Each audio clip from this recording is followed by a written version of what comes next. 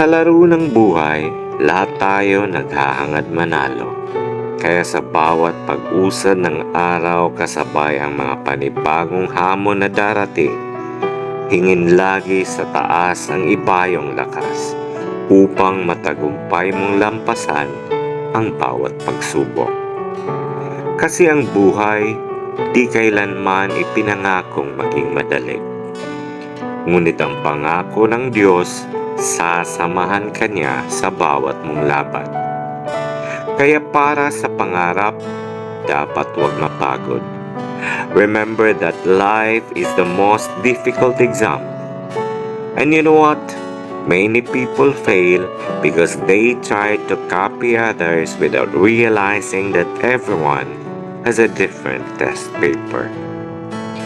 At kung sakaling saan ka man dalhin ang iyong mga pangarap, baunin mo lagi ang respeto at pakikisama.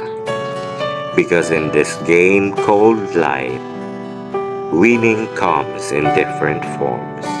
So play it well without hating and hurting each other. Good morning.